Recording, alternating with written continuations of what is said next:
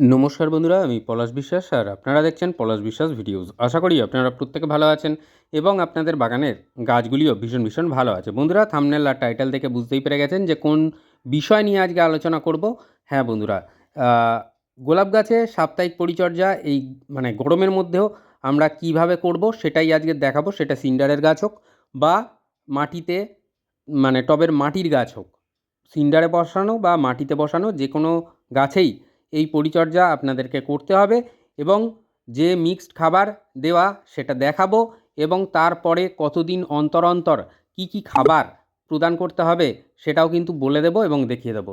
যারা এখনও চ্যানেলটি সাবস্ক্রাইব করেননি অনুরোধ করছি যে সাবস্ক্রাইব করে নেওয়ার জন্য, কারণ প্রতিদিন সন্ধ্যে 6টায় বাগান সংক্রান্ত ভিডিও আপনারা কিন্তু পেয়ে যাবেন এই পলাশ বিশ্বাস ভিডিওস ইউটিউব চ্যানেল থেকে। সহজে বাগান করতে আপনাকে দেখতেই হবে ইউটিউব চ্যানেলটি পলাশ বিশ্বাস ভিডিওসে। তো এটা আবরা ডাবরা একটা আইডি। তো যাই হোক, এই যে গোলাপ গাছের এই সময়টায় কিন্তু বৃদ্ধির সময় এবং এই সময় দাঁড়িয়ে আমরা কিন্তু কোনো ধরনের ফুল নেব না গাছ থেকে। ফুলের কুঁড়িগুলোকে ছেঁটে দেব, ডাল প্রুনিং, সফট প্রুনিং করে দেব এবং তারপর যে খাবারগুলো দেওয়া দেখাবো, যেভাবে দিতে বলবো সেইভাবে দেবেন। মাটির গাছ এবং সিন্ডারের গাছ আলাদা আলাদাভাবে বলে দেব। সেইভাবে যদি কেয়ার করেন তাহলে দেখবেন আপনাদের গাছগুলো থেকে প্রচুর পরিমাণে ডাল আসছে নতুনভাবে। তো যত বেশি সময়, এই সময়টা গোলাপ গাছের গ্রোথের সময়, যত বেশিভাবে আমরা গাছটাকে বাড়িয়ে নিতে পারবো, আর এই সমস্ত কুঁড়িগুলো দেখছেন এগুলো সবই কিন্তু কেটে দিতে হবে মায়া ত্যাগ করে। তো তাহলে কিন্তু আগামী দিনে যখন এর সিজন আসবে সেই সময় কিন্তু আরও সুন্দরভাবে আমরা প্রচুর সংখ্যক ফুল আমাদের গাছ থেকে পেতে পারবো।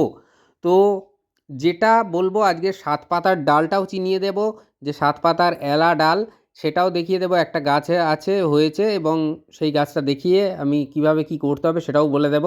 তো এরপরে আর 7 পাতার ডাল কোনটা বা কোনো কিছু নিয়ে এই নিয়ে দ্বিধা আপনাদের মধ্যে থাকবে না। তো অনেকেই প্রশ্ন করছেন, ছবি পাঠাচ্ছেন যে এইটা 7 পাতার ডাল, এটা কি ভেঙে দেবো? না, দেখা যাচ্ছে যে ভালো ডাল যেটা বা ব্যাসাল শুট সেখানে 7 পাতা বেরোচ্ছে, সেটাকে আপনারা ভাবছেন যে এলা ডাল।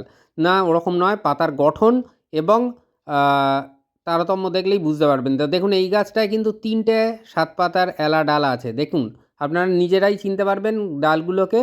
এবং এই দুটো সিন্ডারের গাছের উপরে আমি পরিচর্যা করব। এই দুটো গাছই খুবই দুর্বল। তো এই দুর্বল গাছের উপরেই পরিচর্যা করবো, আর পলাশ বিশ্বাস যেটা তার বাগানে করে সেটাই কিন্তু সবার সামনে তুলে ধরে। এই দুটোই সিন্ডারে আছে। তো তার পাশেও দেখুন যে এই যে ব্যাসাল শুট কিন্তু বেশ কিছু এসছে এই গাছের, আর এই যে গ্রাফটিং অংশ এর উপর থেকে যে ডালগুলো আসবে সেইটা কিন্তু ব্যাসাল শুট বা এমনি ডাল যেটায় গাছের গ্রোথ আসবে এবং গোলাপ গাছ আরও বৃদ্ধি পাবে। তো এই গাছটায় দেখতে পাচ্ছেন যে কোনো এলা ডাল বা 7 পাতার ডাল নেই। বাঁদিকের গাছটা স্ক্রিনের সেইটাতে রয়েছে এলা ডাল বা 7 পাতার ডাল। সেইগুলোকে কিভাবে কি করতে হবে দেখিয়ে দেব। এই যে গাছের মাটিতে বা টবের সিন্ডারে যে খাবারগুলো দেবেন, এই যে মিক্সড খাবারটা দেওয়া দেখাবো, সেটা সিন্ডারে যাদের গাছ আছে তারা 10 দিনের ব্যবধানে দেবেন, আর যাদের মাটির মিডিয়াতে গাছ আছে তারা কিন্তু 15 দিনের ব্যবধানে দেবেন। যে মিক্সড খাবারটা আজকে দেওয়া দেখাবো সেটা, এই সিন্ডারে যেহেতু জল ধারণ ক্ষমতা কম, বেরিয়ে চলে যায় 1, 2, যে ডাল বের হয় গাছের, সেই ডাল কিন্তু দ্রুততার সাথে বৃদ্ধি পায়, তাই খাবারেরও প্রয়োজন। আর এই হচ্ছে 7 পাতার ডাল, দেখে নিন, চিনতে পেরে যাবেন নিজেরাই গাছের পাতাগুলো দেখলে এবং পাতার গঠনের পাশাপাশি যে বিন্যাস সেটা দেখলে। তো দেখুন, এটা অরিজিনাল যে গোলাপ গাছের ডাল সেটা, আর এইটা কিন্তু এলা গাছের ডাল। তো এলা ডাল দেখুন, গ্রাফটিং অংশটাই ফোলা অংশ, যেটায় কলম বাঁধা হয় এলা গাছের সাথে।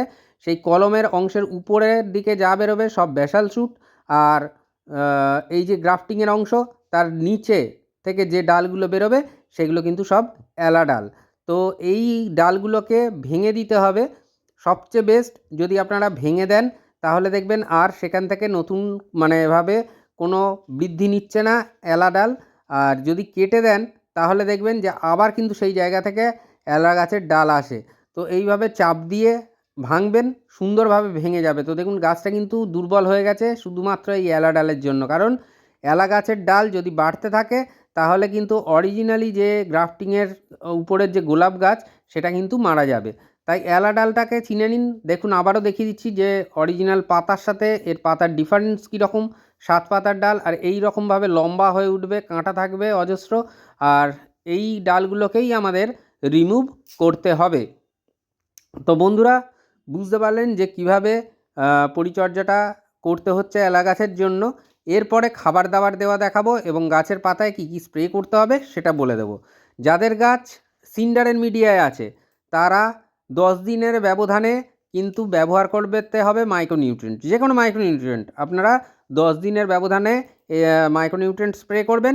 আর যাদের গাছ মানে টবের মাটিতে রয়েছে, মানে মাটির মিডিয়ায় রয়েছে, তারা 15 দিনের ব্যবধানে যে কোনো অনুখাদ্য বা মাইক্রোনিউট্রিয়েন্ট স্প্রে করবেন গাছের পাতায়, এবং সিন্ডারেও তাই, গাছের পাতায়ও স্প্রে করবেন, মিডিয়াতেও কিছুটা দিতে পারেন, যে কোনো মাইক্রোনিউট্রিয়েন্ট 10 দিনের ব্যবধানে সিন্ডারের মিডিয়ায় আর 15 দিনের ব্যবধানে মাটির মিডিয়ায়, এইভাবে কিন্তু দিতে হবে।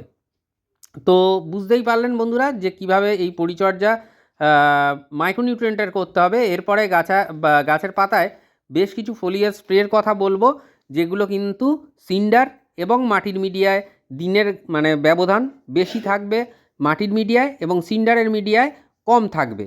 তো যেটা স্প্রে করতে হবে গাছের পাতায় প্রথমে বলে দিই, সেটা হচ্ছে ব্যালেন্সড এনপিকে, অর্থাৎ 19-19-19 বা 20-20-20 এই সময় কিন্তু গাছের পাতায় স্প্রে করতে হবে, এবং সেটা করতে হবে সিন্ডারের মিডিয়ায় 10 দিনের ব্যবধানে, মাটির মিডিয়ায় 15 দিনের ব্যবধানে।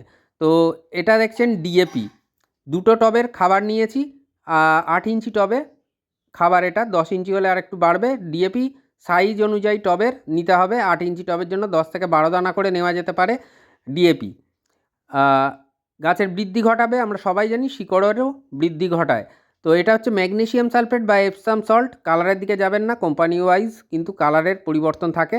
এটা হাফ টেবিল চামচ করে নিতে হবে একটা টবের জন্য। আর এটা হচ্ছে নিমখোল, নিমখোল এটা নিতে হবে আপনাকে 1 টেবিল চামচ করে, 8 বা 10 ইঞ্চি টবের জন্য 1 টেবিল চামচ বরাদ্দ থাকবে। আর এই ম্যাগনেসিয়াম সালফেটও তাই, খালি ডিএপিটা টবের সাইজ অনুযায়ী দানাটা বৃদ্ধি করে মানে বাড়িয়ে নেবেন। আর বা যদি ছোটো টবে থাকে, 6 ইঞ্চিতে থাকে, তাহলে 6 থেকে 8 দানা আপনারা ডিএপি নিয়ে নেবেন একটা টব পিছু।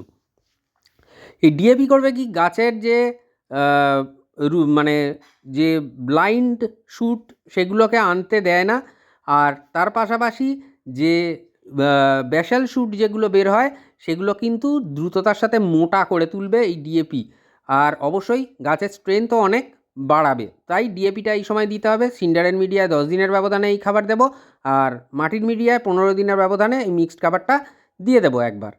তো এছাড়া যেটা ফোলিয়ার স্প্রের কথা বললাম, ব্যালেন্স এনপিকে 19-19-19 বা 20-20-20 তো দিলেন, তার মাঝে কিন্তু আরও একটা খাবার দিতে হবে আপনাদেরকে, যেটা গাছের বৃদ্ধিতে ভীষণভাবে সাহায্য করবে। সেটা হচ্ছে এনপিকে 12-61-0। এই 12-61-0 যদি আপনারা দেন তাহলে দেখবেন যে অনেকটা দ্রুততার সাথে কিন্তু গাছের বৃদ্ধি ঘটছে, গাছের শিকড়ের বৃদ্ধি ঘটছে। এবং যখনই কুঁড়ি দেখবেন, আমি এটা কিন্তু বারবার বলে দিচ্ছি, কুঁড়ি দেখবেন তখন কিন্তু কুঁড়ি কাটতে হবে এই সময়, তাহলে গাছের গ্রোথ ভীষণ ভালো হবে। আর এই খাবারগুলোর সাথে যে তরলটা দিতে হবে আপনাকে, সেটা হচ্ছে 1 লিটার জলের মধ্যে 1 থেকে 1.5 ml আপনারা মিশিয়ে নেবেন ভিনিগার। এটা করবে মিডিয়াটাকে অম্ল করবে, এবং গোলাপ গাছ কিন্তু অম্ল মৃত্তিকা ভীষণ পছন্দ করে। তো খুব ভালো করে মানে ঘুরিয়ে ফিরিয়ে নিতে হবে। আর ভিনিগারের গন্ধে যেটা হয়, টবের মিডিয়ার মধ্যে পিঁপড়ে সেভাবে আসে না, আর পোকামাকড়ও আসে না গাছের পাতার মধ্যে। তো সিন্ডারের মিডিয়া বেরিয়ে যাবে খাবার, এটা স্বাভাবিক।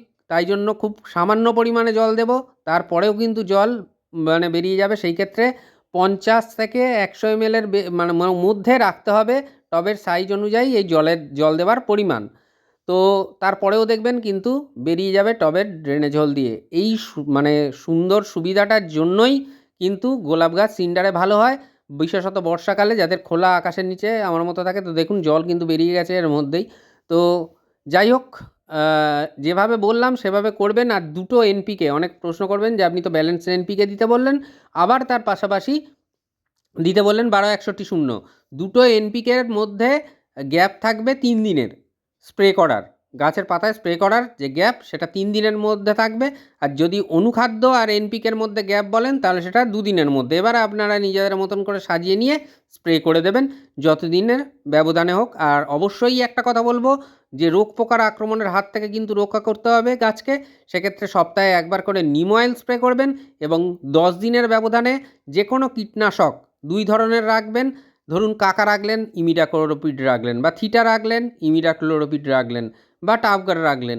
এরকম কিন্তু ঘুরিয়ে ফিরিয়ে অন্তত 2 ধরনের কীটনাশক গাছের পাতায় ভালো করে স্প্রে করতে হবে 10 দিনের ব্যবধানে, তাহলে দেখবেন আর কোনো সমস্যা থাকছে না। আর অবশ্যই গাছকে স্নান করাতে হবে সাধারণ জল দিয়ে, কারণ এই যে তীব্র গরম, এই গরমের হাত থেকে কিন্তু গোলাপ গাছের পাতাগুলোকে, গোলাপ গাছকে বাঁচিয়ে রাখতে আপনাকে স্নান করাতে হবে অন্তত দিনের মধ্যে 2 থেকে 3 বার, যদি সিন্ডার মিডিয়ায় থাকে।